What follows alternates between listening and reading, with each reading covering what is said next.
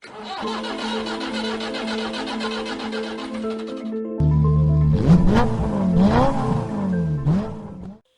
we're doing some shock work.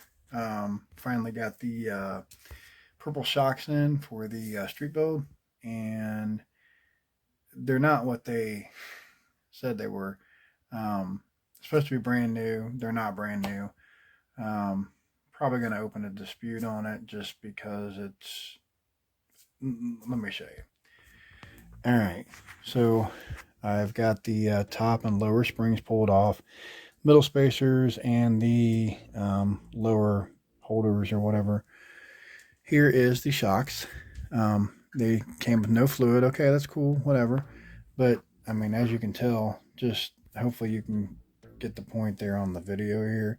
These aren't new by any stretch. Um, and I just wish that people would be honest because, I would have paid for them.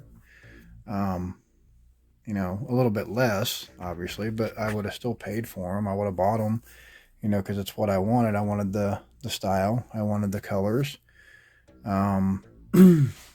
gonna go really good on that guy right there. It's getting close to having its first little run here, so pretty excited. But just wish that people were a little more honest. It would be really nice. I've got some outerwears coming, some purple outerwears to be specific. I'm gonna put on these. But for right now, we're gonna go ahead and get the springs and everything put back on here. I'm still bleeding these shocks. For anybody that don't know how you do it, this is how I do it. So I basically fill everything up. If you can kind of see that.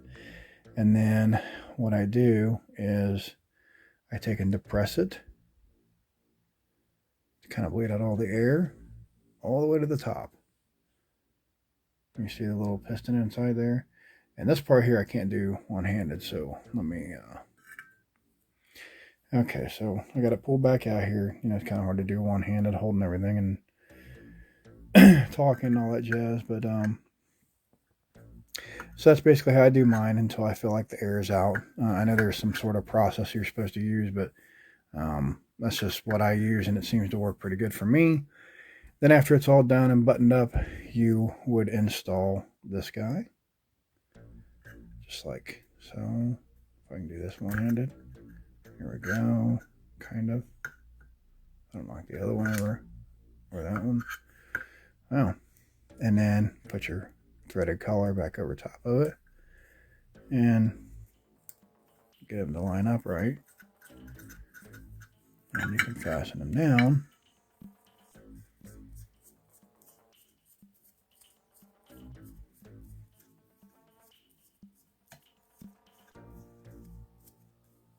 Okay, obviously this is going to be a mock-up here, so you take these flat spots right here and you get a hold of it with a wrench. You get another wrench at the top and just kind of give it a little bit of a crank, just a tiny bit. You just want it snug. You don't want anything to go crazy here because you'll break the seal, and then these are aluminum so they can be bent. Just be real careful with them. So I'm going to do that and put one of them together here and show you what it looks like. This might be a little better way to show you. I'm going to turn the camera around here so you can kind of see what I'm doing. And again, these right here are supposed to have, there's a little bit of a washer right there. You can replace those washers if they get bad. Let me get my picks here and I'll show you what I'm talking about. All right, I have my pick here, but I'm not going to get this out of here because it's in there pretty good. But let's see if I could show you here. So there's a washer right here. Hopefully you can kind of see that. It's kind of hard to see, I know.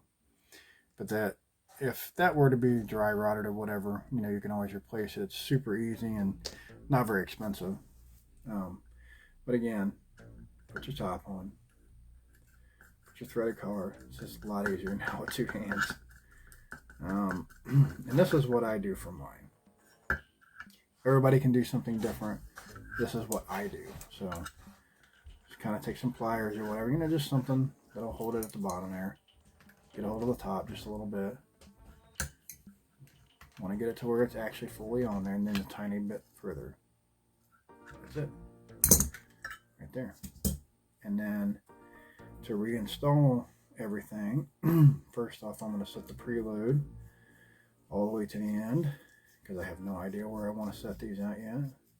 So we'll just put it at the end. Then you would put your, let's see, is the short one or the long one? I think it's the long one, maybe. Probably short one. I got it figured out here. Yep, that's it. Okay, so you put the short one on first. Then you would put your long one.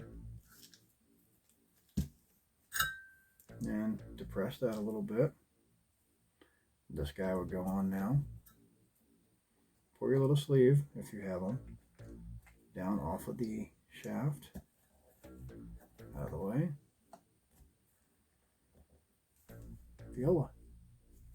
I mean, it's just, shocks are pretty simple to work on anyway. Everybody that does them knows, you know, and I got some pretty decent oil in there. This is what I like to use in mine. It's TLR, it's, what is it, 40? Where's the number on it? It is 40, if you can see that. I think it's 40 or 42. It's just Team Losi Racing shock oil. Nothing special. I do have others. Diff fluid. Hold on, I got some here somewhere. Silicone shock fluid. Here's another one. I don't like to use these on the bigger ones though. I just use the Team Losi one. They're pretty similar, but anyway, we got one done. So we'll do the rest of them there and then we'll throw them on the truck. Shocks are now fitted.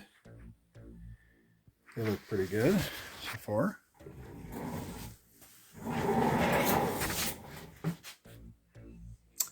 All that's left now is a test ride. See how they perform. So we'll get on that here soon.